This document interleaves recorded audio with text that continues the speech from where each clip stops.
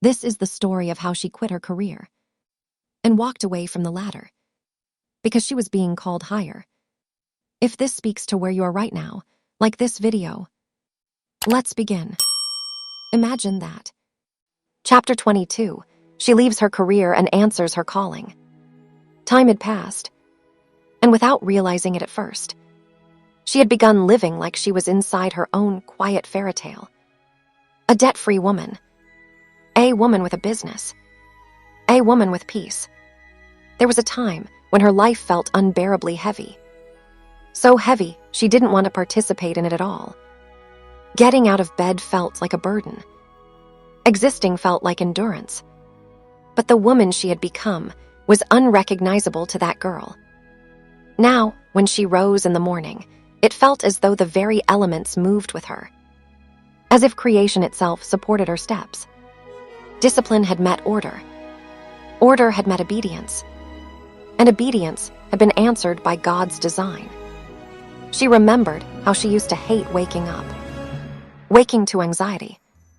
Waking to deadlines and demands. Waking to human masters dictating her worth, her time, her direction. A life stretched thin between bills and survival, where joy was rationed into evenings and weekends. Always too short, never restorative, only to return again on Monday to be ruled. But now, she loved being awake. Imagine that, finding more pleasure in waking than in sleep.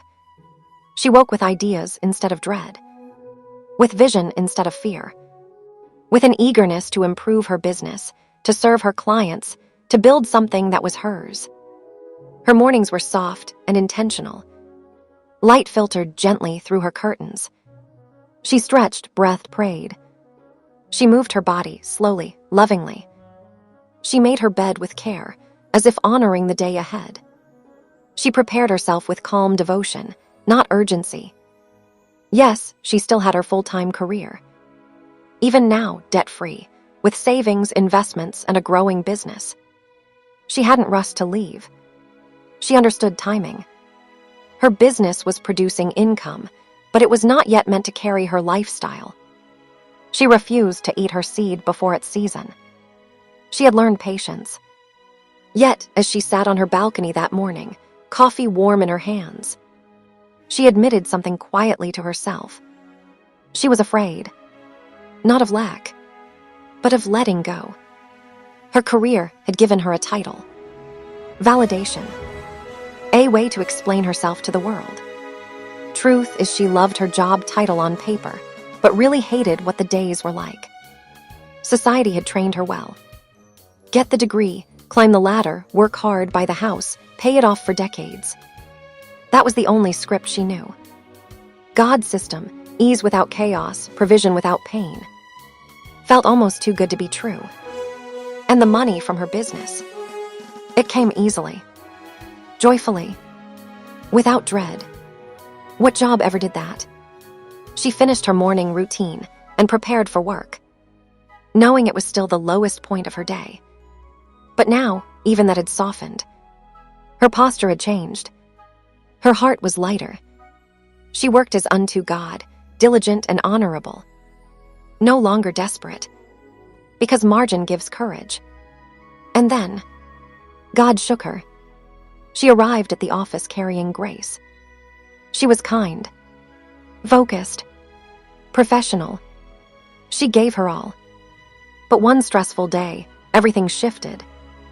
Her manager, overwhelmed, careless, ignored warning signs on a project. When it collapsed, she blamed her. Publicly, then privately, the belittling continued. Raised voice, crossed boundaries, professionalism abandoned. The old version of her would have shattered. Anxiety would have crushed her chest. She would have swallowed it because she had no choice.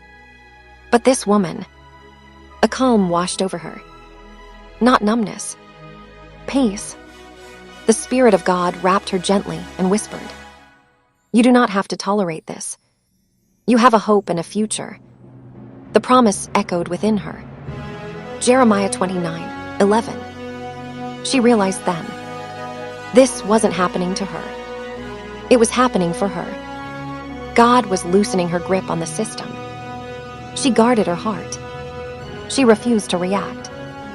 She carried herself home with dignity and tact. That evening, she did not collapse into old habits. No fast food. No numbing. No escape. She showed up. For her life. For her business. For the one client she had. Working with the same diligence as if everything were perfect. Because her consistency was no longer emotional. It was covenant. And in that stillness, the Holy Spirit spoke. Soft, unmistakable. It's time. Time to come out of the world's job system. Time to release the career that drained her spirit. Time to choose what God had been preparing. The discomfort was intentional. The favor was permission. Her heart raced, fear and excitement entwined. Then clarity settled. She would let go of her title, her status, the identity she wore for approval. She would choose a simpler role, stable and low demand, one that preserved her energy and protected her focus. Her income would remain steady, but her mind would be free. God was not calling her to grind. He was calling her to align. His system does not burn people out. It multiplies them. One focused field, one obedient hand, one disciplined mind. Just as Ruth stayed in one field and prospered, she would do the same. That night, her routine was reverent. She moved slowly, cleansed, prayed, worshipped. She thanked God for courage before it fully arrived. Tomorrow, she would draft her resignation. Tomorrow, she would choose a new way. And she did. She found work that sustained her life and released her calling. For the first time, she was lighter than she had ever been. No title, no chains, no fear, only purpose, only God, only becoming. Imagine that. This is your reminder that becoming her isn't loud. It's built in quiet choices, in boundaries kept, in moments honored, in the way you treat yourself when no one is watching. If this story spoke to you, let it stay with you. Return to it when you need grounding. Let it remind you that you are not behind, you are becoming. Thank you for being here.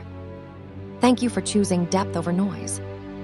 And remember, this channel exists to walk with you, not rush you as you become her.